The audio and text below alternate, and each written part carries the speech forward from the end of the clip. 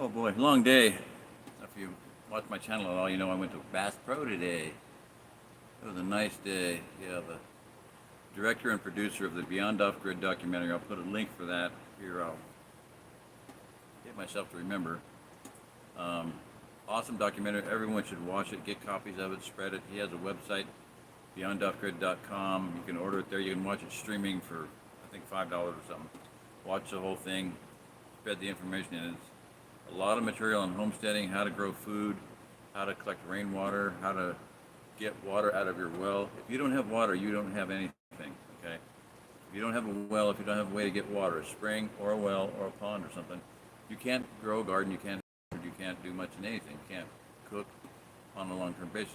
You want to be driving to getting water. That's just not a good solution. People haul water in their truck, 400 gallons. It tears your truck up. It's expensive. The fuel's expensive. The wear and tear on the truck is expensive. I know one woman who was doing that, and the front end on her truck broke down. Well, the truck's still sitting there rotting into the ground, rusting into a heap. Unless you got a scrap by now, I don't know.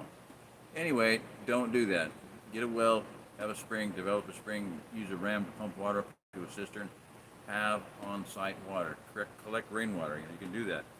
In the Southwest in New Mexico, they can live on the rainwater they collect, even though they don't get anywhere near as much rain. Here we get flooded with rain, torrential rain, monsoons. You can collect enough water to live on year-round. Believe me, you can do it. Even in Texas, if you watch Marjorie Wildcraft's Grow Your Own Food, backyard food production, she had various names for it.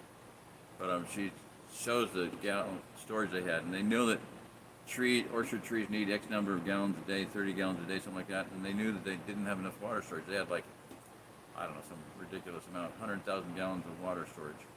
Not enough. So if you're going to garden, if you're going to farm, if you want to be free of the system, if you want to get out of Babylon, you got to have a home that's paid for. You got to have food production on hand, in process, food preservation. And what is the best method of food preservation? Ding, ding, ding. Anybody know? If you read my stuff, you listen to me very long, you should know. Is it dehydration? Is it smoking? Is it canning? No. Is it fermenting? That's good. Fermenting is very good. Smoked is good. I read one thing that you can smoke a quarter of beef and it'll last 6 months. I'm like, the heck it will. You go there and eat a little bit, It'll taste too good to last 6 months. You'll eat it up. Anyway, let me tell you, the best method of food preservation is living, live food. Meat on the hoof and crops in the ground. Go out and harvest it when you need it. Go out and harvest a lamb or a cow or whatever. In the movie Cold Mountain with Jude Law, Renee Zellweger, and Tom Cruise's wife, whatever her name is. And Tom Cruise's wife, divorced probably by now because he's such a loser. But in that movie, this old woman sitting there and she goes, goats can be good pets, good company. Old lady out on her farm alone. Good company, pets. They can be like children. And she's sitting there with it, holding it, just loving her in her lap. And she goes, it can give you milk on a regular basis, and then if you need it, she slits the neck. She goes, you can eat it. If you need it, you can eat it. So that's the best method of food preservation, live. Units in Vietnam that would not kill their prisoners because they was walking food. Yeah, but they can walk. Then we can eat them. Yucky, yucky, yucky. Chucky, chucky, chucky. A lot of Vietnam vets, a lot of people around the world have tasted human flesh, and I think once you do, it's addictive.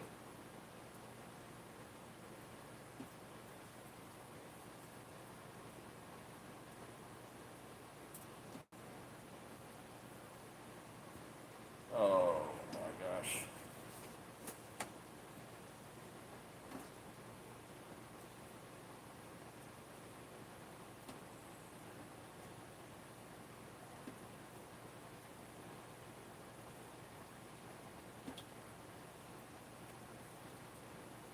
It was funny, I was at Bass Pro today, and the sign over the door says, welcome fishermen and hunters, trappers and other liars. Telling your lies about your catches and your trophies and whatnot. So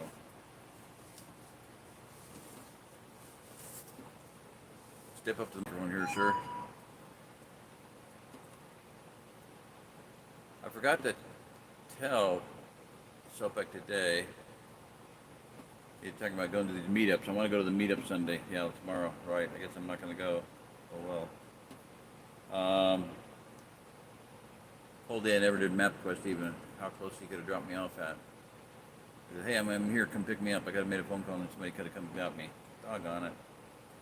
Oh, I'm so sorry, James. Fiddly-dee, Millie. I mean, he was heading back the long run. It should have been somewhere he could have dropped me off. Anyway,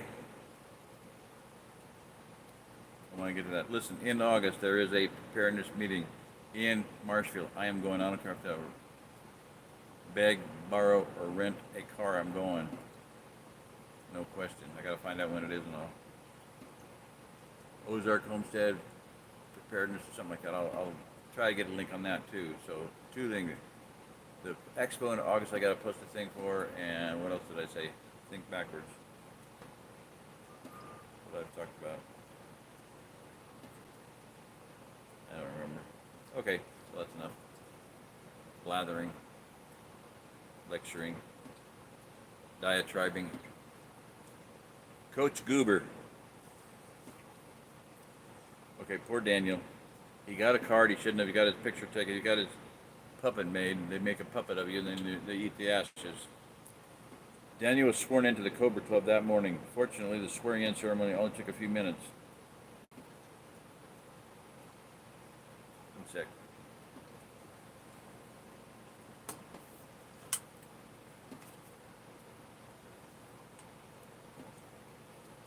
Come on.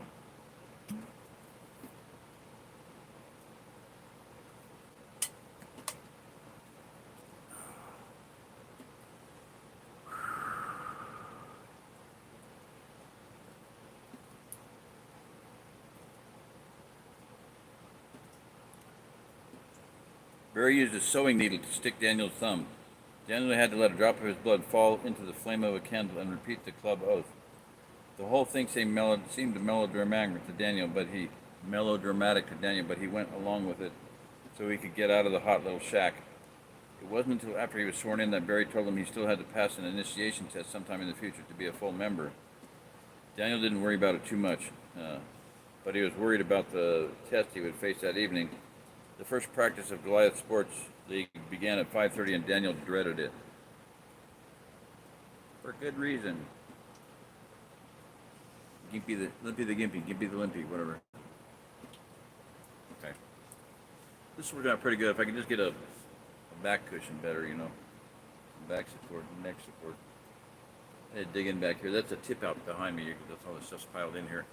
Stuff that was in my Airstream and the other Airstream and nightmare of a sequence of crazy events, stupid mistakes I made. I admit it, I'm stupid. I'm an idiot when it comes to finances.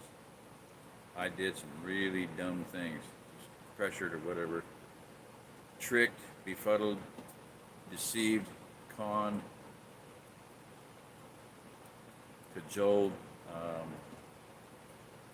manipulated, dominated, and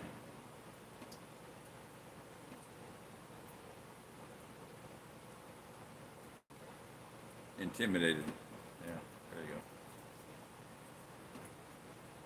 By the powers that think they be, but are not. We're going to bring to naught the things that are, and with the things that are nothing. Okay. So his mom was pleased Daniel had gotten into the Cobra Club. Yippee-ki-yay, woman. He didn't tell her that he still had to pass an initiation test to be a full member. He knew that she would bug him with questions constantly until he was in the club for good. Even though he was frustrated with his mother, he was relieved that she was happy. She was easier to get along with when she was happy. He still couldn't shake the feeling that he was selling out somehow. Duh. He kept seeing the hurt, confused look on Susan Kramer's face. How could you please everyone, he thought. He wondered what his dad would do in his place. His dad didn't try to please all people all the time. That's why his mom said he had no social skills, why he was a loser, why she divorced him. I'm ad-libbing a little bit here, okay? Yeah, I'm a loser. I'm a nobody. Yet his dad had a hard time keeping a job, too. It seemed that if you were too honest, you had to pay for it one way or another. Daniel wondered whether his dad was really happy. He wondered about his dad a lot. Don't talk to him. Hi, Gad. Oh, Dr. Pratt fly. Yeah. Thinking of his dad made Daniel feel bad. He tried to push all those worries out of his mind as he got into the car. He had on his black soccer shoes and shorts. Denise was dressed to play ball too. She had her pretty hair in braids. Her mother had bought her a new and expensive jersey blouse that afternoon for practice. You should have combed your hair, Mrs. Bailey said, looking at Daniel in the rearview mirror. We're just playing soccer, Daniel protested. You still need to look neat, his mother replied. Remember, this is the first time you'll be meeting many of these children, and this is the first time you'll be meeting your coach. Yippee-ki-yay.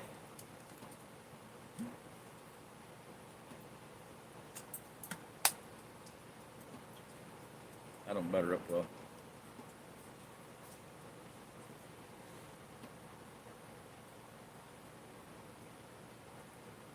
Gee, I wonder if he'll want me to part my hair on this right side or the left, Daniel said. Don't be smart with me, Mrs. Bailey said, looking cross. You know what I mean. First impressions are big impressions. Ooh. Daniel didn't argue. He knew it was useless. He had combed his hair, but it hadn't done much good. His hair had been straight all his life. But the day he had turned 12, the trouble had started. His hair had begun to get wavy, and it wouldn't stay in place as easily as it used to. When he combed it, his mother said, when he combed it, didn't stay as easily as it used to when he combed it. His mother said he was entering adolescence and that it was a sign of growing up. Yippee-ki-yay. Having bright red hair was bad enough, Daniel thought to himself. He had been teased about that all his life and expected it. But now his red hair had to go bananas. He was not sure that by the time he was 13, his hair would be full of not only waves, but even curls. The thought horrified the boy. He had tried combing the waves out, but his hair just seemed to go wild, springing off in all different directions. The only thing that helped him was cutting it off and keeping it short. Yeah, his mom wants him to look good. Get him a haircut, woman. I won't try to use a B word. Biatch.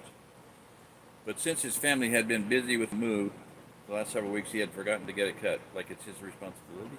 Okay, whatever. They pulled into the parking lot by the athletic field. The place was packed. Children in shorts and black soccer shoes were everywhere, so were the parents. The smaller children were holding tightly onto their mother's hands. Fear was written all over their tiny faces. Bunch of big bad teenagers out here. No. I figured they're about 9 or 10 years old, I don't know. Daniel sympathized with their fear. He had seen this same kind of thing where he had lived before. He had felt the same way when he was younger, even before the accident. Perhaps the only thing worse than having to play at sports was not playing. Being stuck on the bench where everyone could see that you weren't chosen to play was one of the worst feelings a kid could have.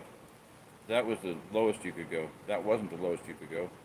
Daniel knew from experience, being stuck in a wheelchair could be even worse. If you were on the bench, you were at least on the team, but in the wheelchair, you were playing out. The 4 months Daniel had spent in a wheelchair had made him feel as if he almost no longer existed. He had lost most of his friends at that time. His mother hadn't forgotten that time either. She had moved to a new neighborhood in the city just so Daniel would have a chance to start over in a new school. But the kids at that new school teased him about the same, if not worse, because of his limp. But then it began to dawn on him that he might be considered an outsider all his life. Sometimes his mother seemed desperate to go back to the way things were before the accident. Just after he got out of the wheelchair, things seemed to fall apart. During that time, Daniel noticed the changes in his father. Somehow the accident had been broken something inside him.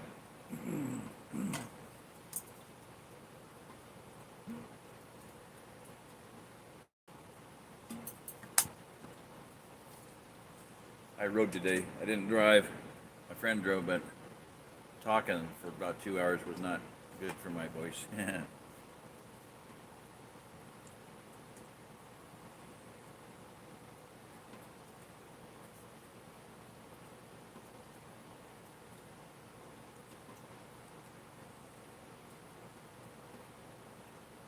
Somehow the accident had broken something inside his father. Daniel used to lie in his bed at night and hear his parents arguing in the next room. He tried to cover his head with a pillow so tightly that he had trouble breathing. Anything was better than hearing the awful voices of his parents fighting. Moving to Centerville was more or less the same attempt by his mother to change things back to the way they once were.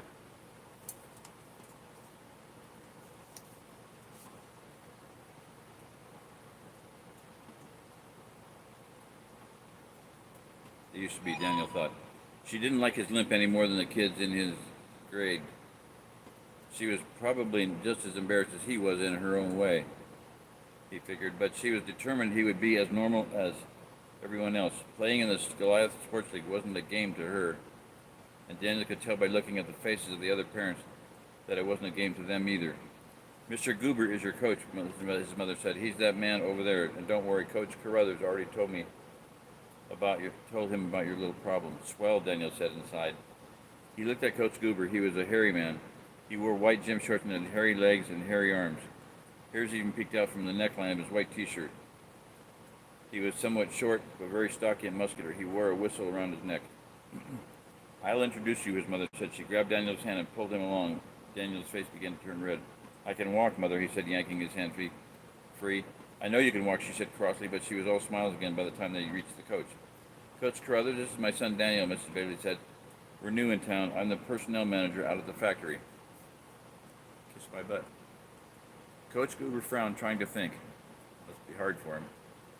Daniel decided by the look on the man's face that thinking didn't come easily to the coach. Yeah, I remember now, he said, the red-headed kid with a bum leg. Daniel looked at his mother. She was still smiling, but he could see she wasn't smiling inside at all. Her mouth twitched slightly. Daniel knew that twitch well. Well, Daniel has a slight limp, his mother said delicately, but he's a lot of spirit, don't you, Dan? Sure, Dan said flatly. Yeah, right. And he used to be captain of his old soccer team, Mrs. Bailey said. He was chosen on the All-City League, too. All-City team. Mother, Daniel groaned. I'm sure Coach Carruthers Goober wants to know about your experience, Dan, his mother said, almost pinching his arm. Coach Goober didn't seem to notice Daniel's lack of enthusiasm. Daniel decided he was the kind of person who wouldn't notice much of anything except perhaps big pieces of red meat on a dinner plate or large bottles of beer. His mother noticed, however, and shot Daniel a warning glance. We're going to have a lot of fun with these kids, Coach Goober said, rubbing his neck with his hairy hand. Daniel wondered for an instant if the man had workable thumbs. The coach had a heavy, dark stubble on his face that probably needed shaving once an hour. He seemed about 4 hours overdue. He noticed his mother staring at the coach's face, too, and she was worried about my hair being out of place, Daniel thought, happily thumbs up. Well, I know you probably want to get started, the mother said. I'll leave you two to get acquainted. You be good, Daniel. All right. Coach Goober watched Daniel's mother walking away for what seemed like a long time. Pretty lady, your mom, the coach said. Where's your dad? Oh, boy. Horny coach. They're divorced, Daniel said. Yeah, the coach said. Your mom dating anybody? I don't think so, Daniel said. He was surprised at the coach's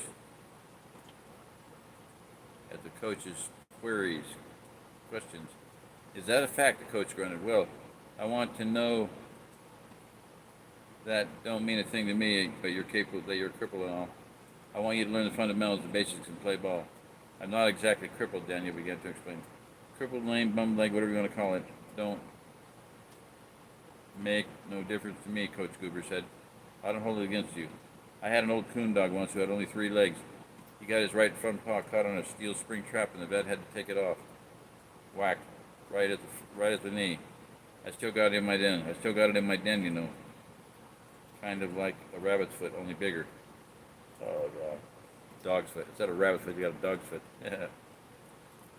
But even with just 3 legs, the dog could run coons. Let me tell you, he was the best dog I ever had. Could he play soccer too? Daniel asked. Soccer? You mean the dog? Coach Goober looked puzzled. How could a dog play soccer? Never mind, Daniel said. He coughed and put his hand over his mouth. The coach was staring down at him suspiciously. Maybe we should go warm up. Yeah, you do that, Red, the coach said. The team is meeting over by that goal yonder. Daniel limped away from the coach, and for the first time in a long time, he just didn't care. He turned and saw the coach staring at him. The coach smiled and waved him on. Barry Smedlow and Doug Barnes and the other boys in the Cobra Club were over practicing by the goal. Barry smiled real big when he saw Daniel. Same club, same team, Barry yelled out. Yeah, Daniel said, trying to be enthusiastic. Here comes the coach, Doug said. Coach Goober blew his whistle and waved his arms, and all the boys gathered around. He was frowning so hard at his clipboard that Daniel wondered if he could read. The coach finally began spitting out names. Daniel yelled, "Here," when his name was called. All over the playing field, children were gathered in groups around their coaches. Off to the side, the adults were gathered too. "Sit down in a circle, boys," Coach Goober said. Daniel sat with the others. The grass tickled his legs. Coach Goober looked serious. He looked down at his clipboard and then at the young, waiting faces. "First off, you 14 boys are now to be known as the Rockets."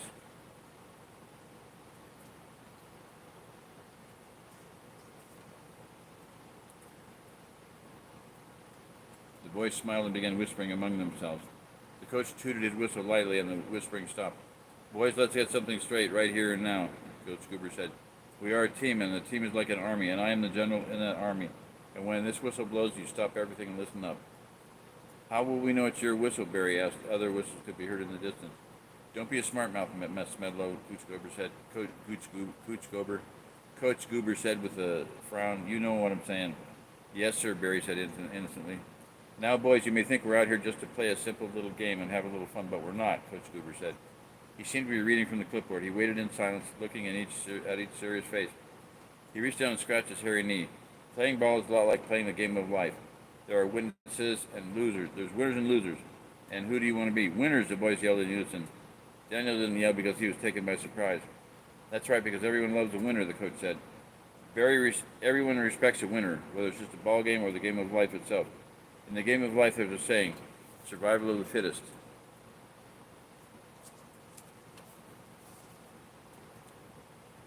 "You know what that means? It means you get the other guy before he gets you," Barry said with a grin.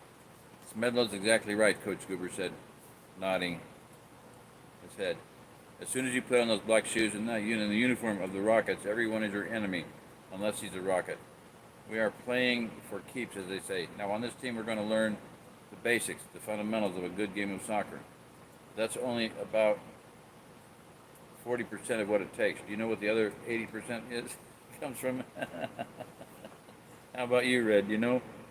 Yeah, just. That's only 40%. The other 80%, that's 120%, right? 8 and 4 is 12.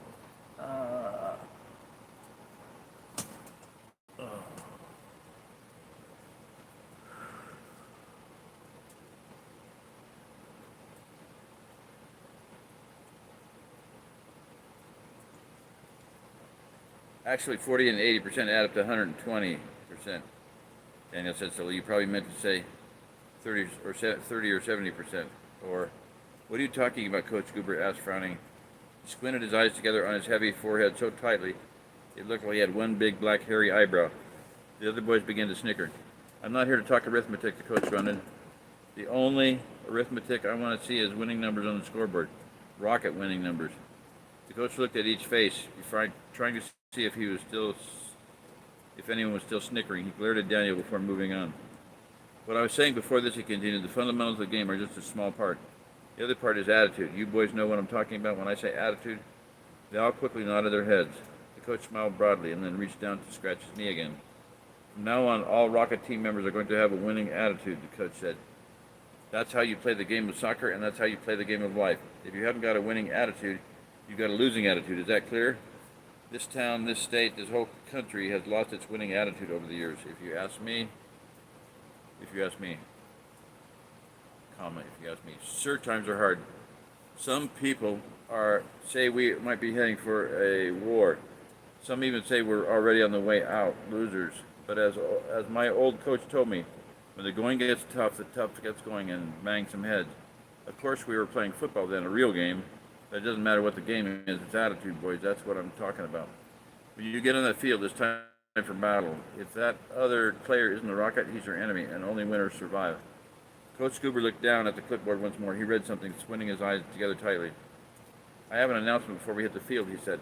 There's some new kind of scoreboard down at the Happy Toy Store, supplied courtesy of Goliath Industries, which is also sponsoring this league. It says here, when you get a chance, go by and get a free toy and check out your statistics, whatever that means. Now let's go learn some fundamentals. Fundamentals. Remember, Rockets are winners. The boys all got up and yelled and ran for the field. Daniel got up slowly, watching his teammates heading for glory. As he turned to go, the coach called him. "Hey, Red," the coach said. He was frowning. "Yes," Daniel said. "When I asked you a question, I didn't want no smart mouth. Understand me?" Coach Goober asked. He leaned down so close to Daniel's face that Daniel could smell his breath. The coach was a smoker, Daniel could tell. "I wasn't trying to be a smart mouth," Daniel replied. "Well, just see that you're not," Coach Goober said suspiciously. "We play by the rules in this team. You got that?"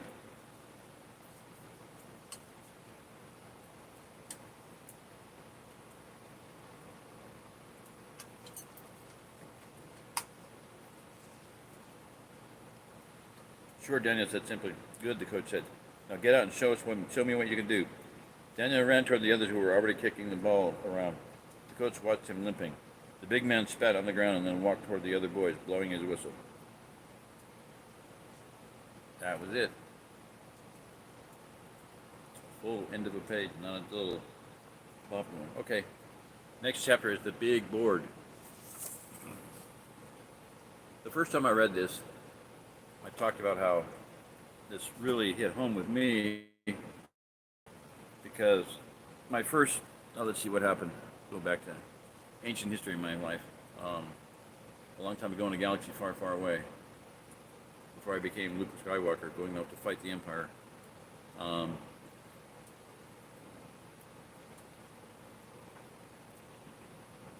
Once upon a time, I was doing sales, and about 1983, and my wife was working, and I was trying to make a living as a salesman, and I'm not a good salesman. I'm not a salesman, period, end of story, in no way, shape, or form. So in about a year, I did some window installation, got paid to do window installation for $5 or $6 an hour, I don't know, whatever it was, about all I made back then. And then, so all of a sudden my wife got pregnant. And it was with my son, Ian, ended up being my firstborn son. And so I had to get a real job, so I went and became a phony stonemason. Doing phony stone, I mixed some mortar for them. I was a hod carrier. It's called a hod carrier. Mixing it in wheelbarrows and slapping it up. They got paid $1 a square foot. They had to work fast to make any money. And they paid me like $5 an hour. No, that's not right. The first job I had in that time period was bricklayer. I was bricklaying. I was a hod carrier for a bricklayer, and that was an interesting job. I'm here to tell you, if you have a wood stove, you better learn how to run it right, and you better have it vented right, and you better have a lot of things done right. Or you can blow your house up, burn your house down, and do a lot of damage to everything in your house. So don't mess around if you have a wood stove. They had a big, thick portfolio, about 2 of them, 3 inches thick. A kid was a professional photographer, and he would take pictures of their work, their job sites, or their portfolio for the company. Henley's chimney and fireplace and chimneys. Father-son business. Kid had been working for his dad since he was 9 years old. I'll never forget one set of pictures. It was a house where they built up creosote and it lit off, and it didn't burn fast. It exploded. And I'm here to tell you there was a gaping hole through the brick wall. Okay, the chimney was ceramic tile, heavy ceramic tile, about a ½ inch thick. Then there was cinder block around that, and then there was brick. It had exploded, blew through the ceramic tile, blew through the cinder block, blew through the brick, and there was a big gaping 6 foot wide, about 5 foot high hole in the house, in the living room. I don't know if anybody got killed. I didn't hear anything about that. I mean, it was a massive explosion. The stainless steel heavy stovepipe, like double, triple wall stovepipe, had launched like a rocket out into the yard. It was about 30 or 40 feet away from the house. There's a lot of energy in that. You build up creosote, you're not doing yourself any favors. Don't do it. Just don't do it. There's a lot of ways to avoid it. Contact me if you have any questions, but don't do it.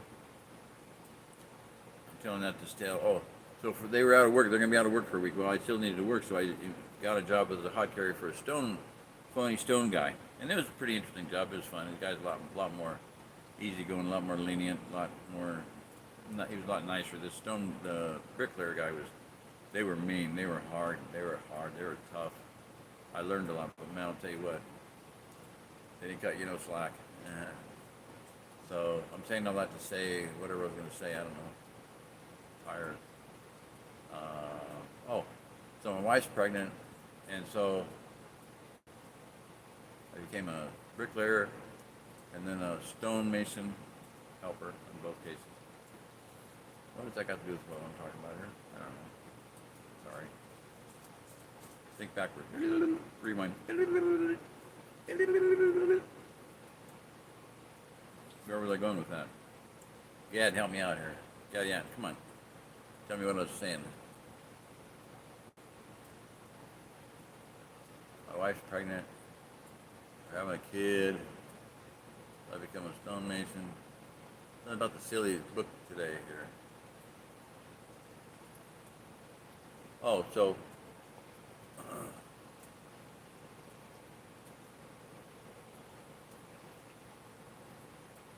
that was all. So eventually I was doing the job as a salesman in installation. And then the guy I was working with, I don't know what year this was, but the guy he was a salesman. He was a really good salesman. He sold Cutco cutlery. Really good stuff. We bought one knife from him. He just cut my radiator hose in my van to fix it, shorten it.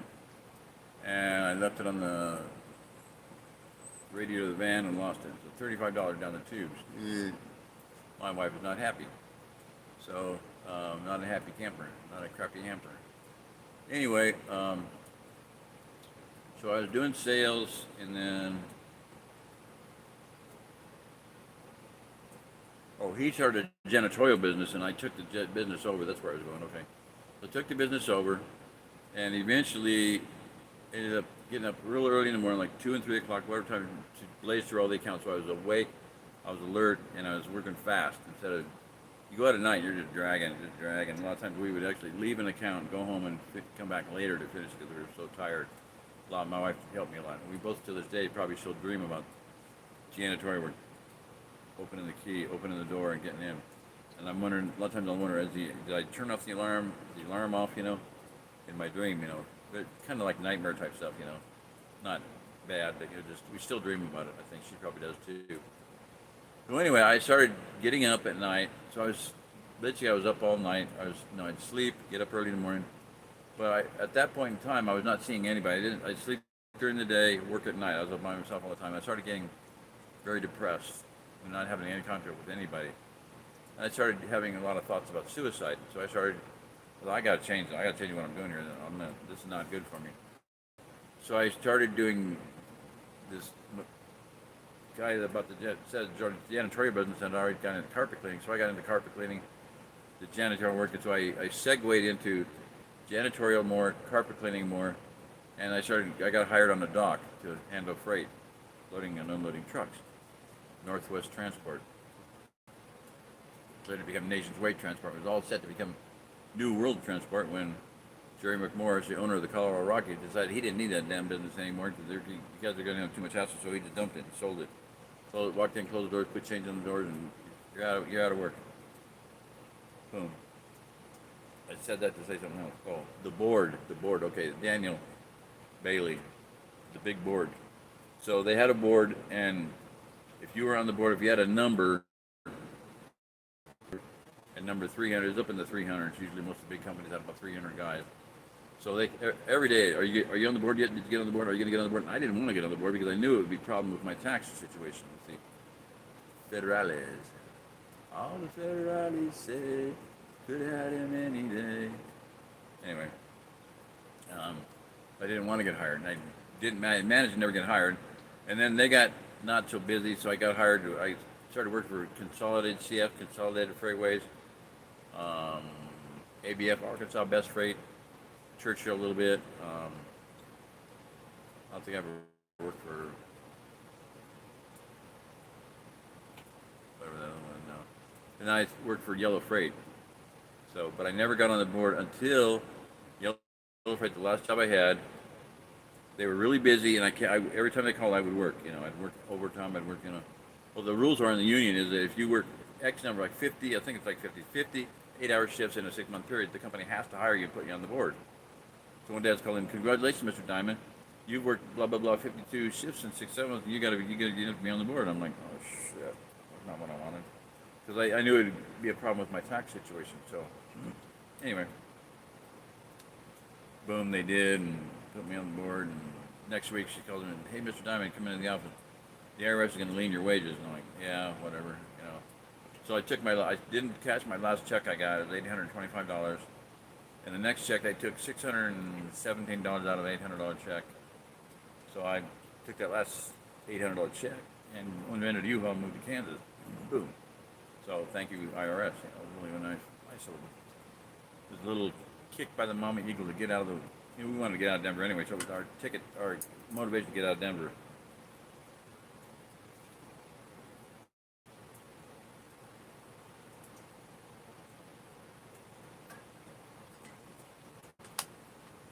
Say necessity is the mother of invention. Like I needed a way to get out of Denver. Well, that was necessity, and I found it. You know, it was the mother of invention how to get out of Denver. Run 2 U-Hauls, make 2 days. After that, we succeeded. I did it. $800 for living in Kansas now. So that was my wife called it boot camp from in March. 5 things. Get used to those things. You're going to deal with it in the Midwest. Like a sunlight, you know, and deal with it. You know. Anyway, so that's it. So a little personal history there. Thank you. God bless everybody. See if anybody said anything on here. Come on. Come on. Use my right hand. There we go. I got lost. Ray, how you doing there, bud? Hallelujah, you old man, you young man, you. Gad got lost. Oh, that's too bad. Poor Gad, yeah. No, poor Gad, yeah. Okay. Well, good night, guys. Hallelujah. Love you. Doing well, Ray? Hanging in there? Getting water? I talked about that earlier. You might re-listen to this video, as I did on water. The guy that took me out to Bass Pro today in Rico's Steakhouse, Brazilian Steakhouse, some old stainless steel milk. Try to find those. They're stainless steel, they last forever. They're insulated so you can